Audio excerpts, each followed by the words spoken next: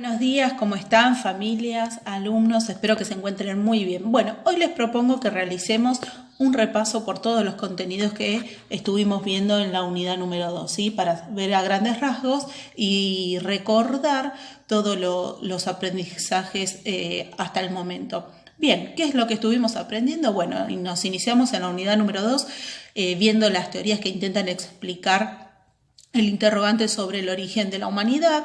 Nos detuvimos en la teoría científica o evolucionista para estudiar el concepto de hominización y a partir de allí comenzamos a estudiar, ¿sí?, la primera etapa de la periodización de la humanidad, que es la prehistoria. La prehistoria es una etapa que a grandes rasgos se caracteriza por ser, en principio, la más extensa de nuestra historia y en segundo justamente por el desconocimiento de la escritura, ¿sí?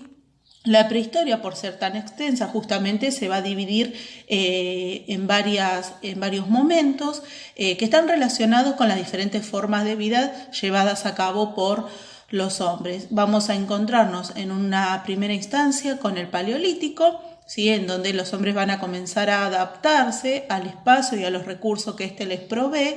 El Mesolítico, que es una etapa de transición, digamos que es la antesala del paso de vida de nómada propio del Paleolítico a la vida sedentaria propia del Neolítico, ¿sí? ¿Qué es lo que vimos de cada etapa o qué es lo que intentamos comprender? Las características principales, ¿sí?, en cuanto a las formas de vida, lo que conocemos como realidad social, ¿sí?, el contexto histórico y los actores sociales, ¿sí? Tengamos en cuenta que durante el Paleolítico vamos a asistir a un proceso gradual de hominización, ¿sí?, la evolución de los diferentes homínidos. Y finalmente en el Neolítico, ya con el hombre moderno, Homo sapiens sapiens, se va a llevar a cabo finalmente esta vida sedentaria.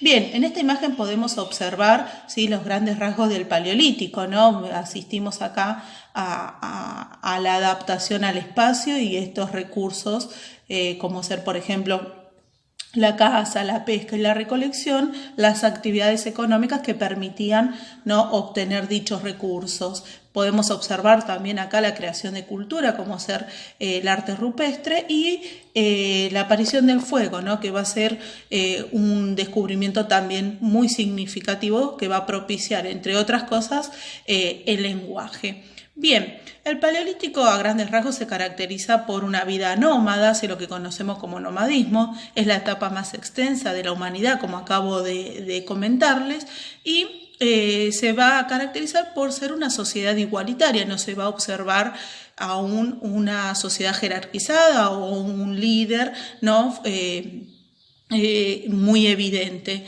Van a estar organizados en bandas u hordas con la finalidad de poder obtener los recursos necesarios. Es una economía depredadora o también parasitaria, la podríamos llamar, ya que la intención en esta etapa histórica conocida como Paleolítico es proveerse de todos los recursos necesarios para satisfacer sus necesidades alimenticias del momento, ¿sí? Ahora bien, habíamos dicho, ¿sí?, teniendo en cuenta el Paleolítico, que vamos a asistir también a este proceso evolutivo y gradual conocido como hominización, habíamos hecho referencia a la cultura, ¿sí? Nosotros, la humanidad, además de ser seres naturales, también somos seres sociales y culturales, que es un concepto que también nosotros tuvimos que estudiar, entendiendo cómo la diferencia que presenta, ¿no?, la humanidad en relación a otros seres, qué es lo que nos hace humanos más allá de los rasgos físicos y biológicos. Claro está que es el desarrollo de la cultura. Otro de los sucesos importantes que vimos también dentro de la etapa del Paleolítico, que se van a ir llevando a cabo, es el poblamiento del continente americano. Y acá nos detuvimos a analizar dos teorías. Una, que es la que establece que la población o la migración hacia este continente se desarrolló por una sola ruta, ¿sí?, por el estrecho de Bering, que conecta el continente asiático con el americano. Y por el otro lado vimos la teoría de origen múltiple, aquella que afirma que en realidad las migraciones hacia este continente se llevaron a cabo por diferentes rutas, ¿sí? ¿Cuáles son las características principales que analizamos sobre cómo se llevó a cabo la vida, ¿no? En un primer instante con la llegada de las migraciones, bueno, eran pueblos recolectores, pescadores, cazadores, con una sencilla organización para poder suplir la fabricación de utensilios necesarios para poder justamente obtener los recursos necesarios.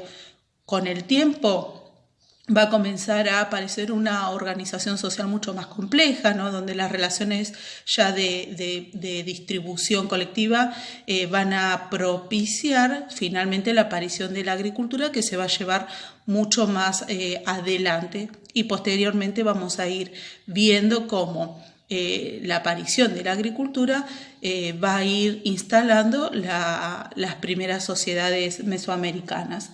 Bien. Ahora sí, estamos dentro de la etapa del Neolítico, que es el tema que nosotros estudiamos la clase anterior. Si ustedes observan esta imagen, ¿no? Hay varias diferencias en relación a la imagen propia del Paleolítico. Ya observamos, ¿no? Que se pasa de la adaptación al espacio y recursos que éste provee a una apropiación del espacio, ¿no? Ya acá tenemos una finalidad de instalarse en un espacio geográfico con el objetivo de llevar a cabo las actividades económicas como la agricultura y la ganadería, o sea, la domesticación de plantas y animales, que es lo que va a permitir que se pase de una vida nómada a una vida sedentaria.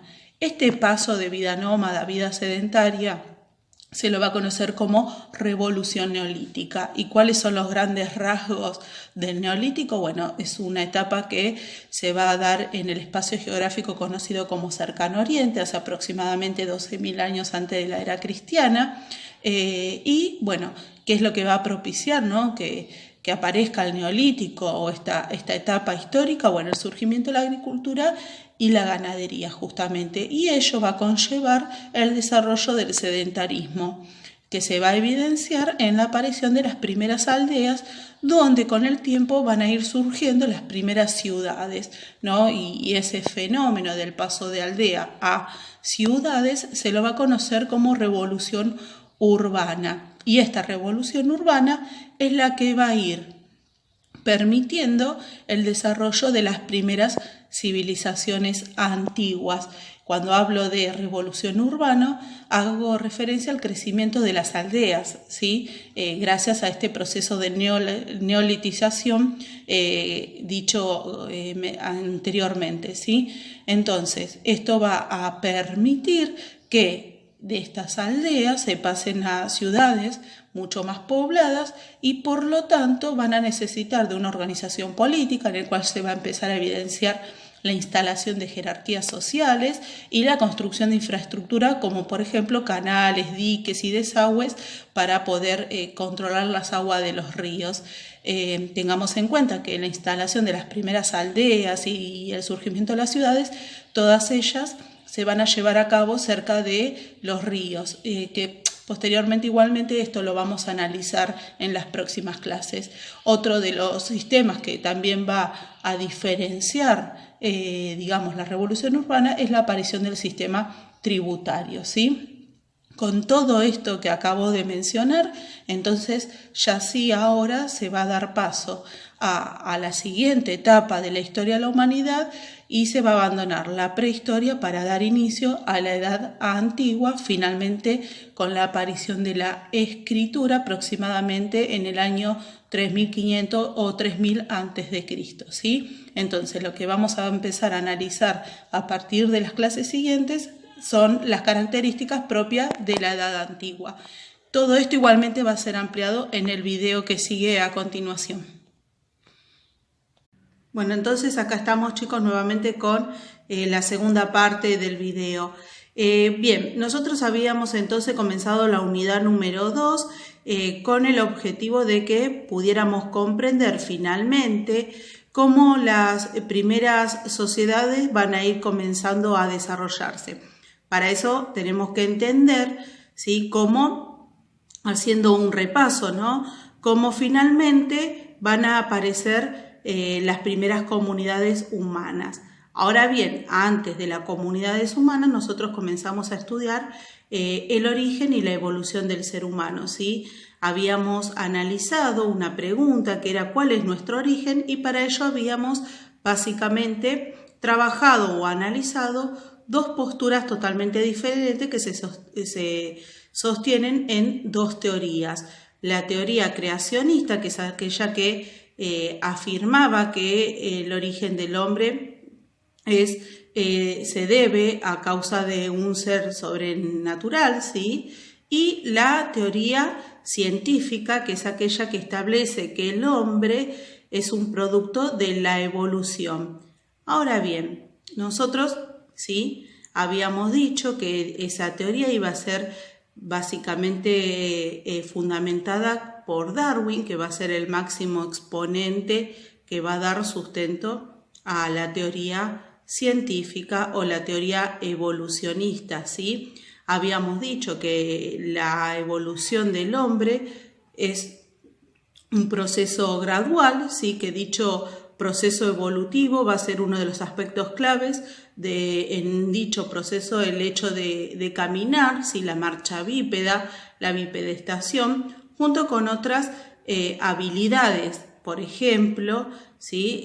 La fabricación de herramientas, lo que va a permitir que las sociedades, el humano comience a adquirir un proceso de creación de herramientas, y por eso decíamos que el hombre no solamente es un ser natural, sino que también un ser social y cultural.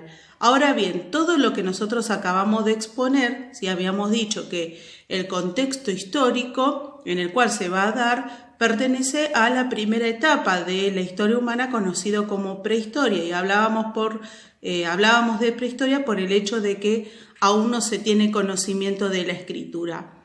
La prehistoria, ¿sí?, habíamos dicho que presenta una serie de divisiones internas.